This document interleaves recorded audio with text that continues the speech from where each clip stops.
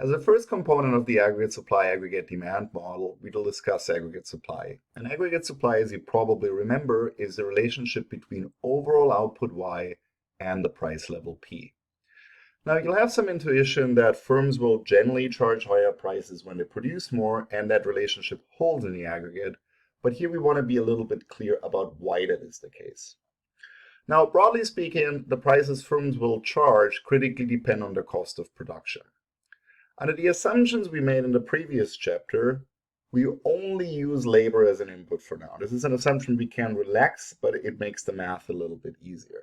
And of course, the cost of hiring someone are wages and salaries. So when we think about production costs on the aggregate supply side, for now we will focus on wages, which are determined, of course, in the labor market. Quick review of what that chapter entailed. When we think about the labor market in the macroeconomy, we can summarize supply and demand with two simple equations. The supply side of labor is described by the wage setting relationship. And the wage setting relationship in essence states that nominal wages, that is dollar wages, are equal to real wages, FU of Z, and times expected prices. Now, real wages are what your wage buys you. It's the amount of rent you can pay, it's the amount of food you can buy, clothes, cars, and so forth. And in practice, real wages in the aggregate economy depend on two things. So for one, they depend on the unemployment rate. The unemployment rate is an indication of how much bargaining power workers have. If labor markets have a lot of slack, if the unemployment rate is high, workers will have to settle for lower real wages. FUZ will be lower. If the unemployment rate, by contrast, is very low, if labor markets are very tight, real wages will be higher because workers are difficult to hire and they thus have a lot of bargaining power. At the same time, the unemployment rate is not the only factor that determines real wages. There are also these sort of catch-all variables Z that capture other frictions in the labor market. For instance, if a country has very generous welfare benefits, reservation wages will be higher, and that means people will only work for higher real wages. The second component then to get to dollar wages are expected prices.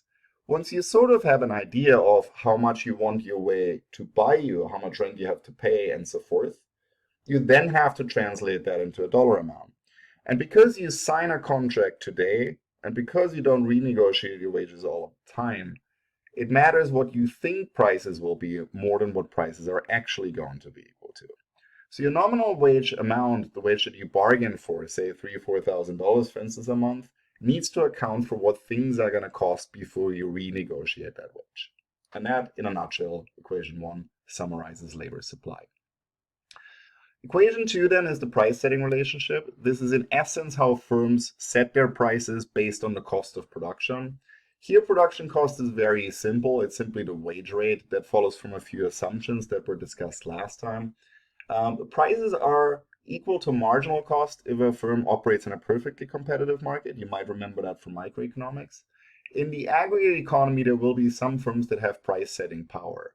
And to illustrate that, we introduced this markup factor mu. So the price that a firm will charge for, say, 1 unit of output is equal to the wage rate, say $10, plus some sort of markup. If mu is 10%, the price then would be $11. That's the general idea.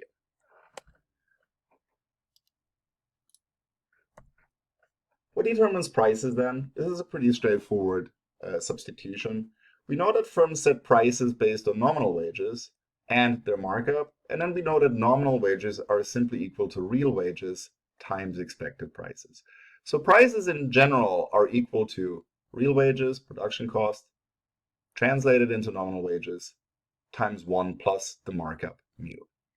Now notice that in the short run, prices do not have to equal expected prices. Over longer periods of time, that is going to be the case because if workers are wrong about their price expectations, they will be consistently not able to buy as much as they wanted to, or employers will consistently pay them too much. Over longer periods of time, that's not a feasible state. Wages will adjust to that. But in the short term, it is perfectly possible that we get the actual price level wrong. Now, how do we get from there to the aggregate supply equation? The aggregate supply equation, in essence, takes price setting and links it to the overall level of output. And the general idea is that if we produce more, we need to hire more people. That should increase production cost. Now, based on our simple production function, it's pretty straightforward to get there. It looks like a little bit of algebra, but it's really not too hard. The unemployment rate is defined, as you know, as the number of the unemployed divided by the labor force. So if there are 10 million unemployed and the labor force is 100 million, the unemployment rate is 10%. And then, of course, the number of the unemployed, by definition, is equal to the labor force minus the employed. And if the labor force is 100 million, 90 million unemployed, you end up with 10 million unemployed.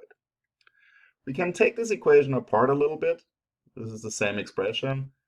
L minus n over L is the same thing as 1 minus n over L. And what this is saying is that the unemployment rate is equal to 1 minus the employment rate. Right? N in this case would be 90 million, the labor force would be 100 million, so this is 90%. 1 minus 90% obviously is 10%. And then under the assumptions we made, and this is specific to our particular model, we can substitute n for y. The reason why that is that we initially had assumed that the production function is equal to y equal to n. Right? Now this is a simplifying assumption. We can introduce a much more complicated production function. For instance, if you had intermediate microeconomics, you will be familiar with things like Cobb-Douglas production functions. Qualitatively, that won't change anything, but it does make the math a whole lot more complicated. So for now, we're going to keep it simple. We're simply going to assume that 1 unit of output corresponds to 1 worker, y equal to n. This summarizes the same thing. We simply assume that labor is the only input factor and that the marginal product of labor is equal to 1. Now, we can finally substitute everything back into the price setting equationship, and this is actually our aggregate supply equation. Prices depend on expected prices times 1 plus mu, and then they depend on real wages. And real wages is where output enters, right? It enters through unemployment. Now, what's the intuition here? If output increases, the unemployment rate decreases. That's what this expression is.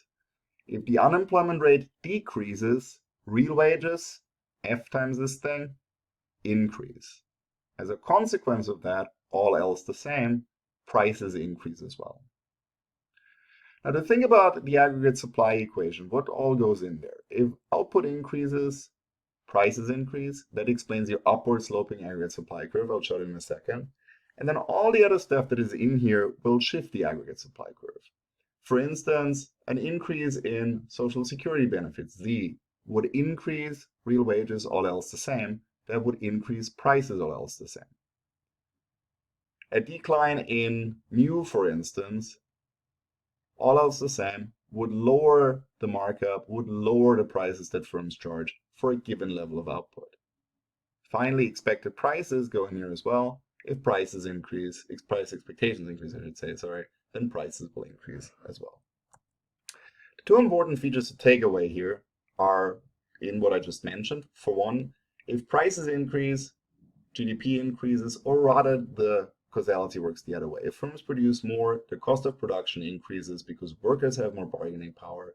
That forces firms to charge higher prices. And then when we'll talk about inflation, this will become important later. The relationship between actual and expected prices is 1 by 1. Now, this brings us to the familiar aggregate supply curve. You've seen this before. As GDP increases, prices increase as well. A couple of things. Anything that lowers production costs, expected prices, the markup, anything like that, will increase the aggregate supply curve. It will shift the aggregate supply curve out. Anything that increases production cost will shift the aggregate supply curve to the left. So in that aspect, it really works very much like a microeconomic supply curve. There's really not much difference here. Second aspect, of course, the aggregate supply curve is upward sloped. It tends to become steeper. The reason for that is that there are limited factors of production and that there's such a thing as the law of diminishing returns. We'll come back to that. If you use all of your resources hypothetically, the aggregate supply curve would go vertical because you cannot produce more than what you can produce with all the resources that you have. Now, there has to be one price level, obviously, that is equal to expected prices. Right? So if we think the CPI is going to be 1.10 next year, there is a price level that corresponds to that. At this level, the labor market is in its equilibrium. We're at the natural rate of unemployment. That should be familiar from last time. And the corresponding level of output, we'll talk more about this later, is what we refer to as potential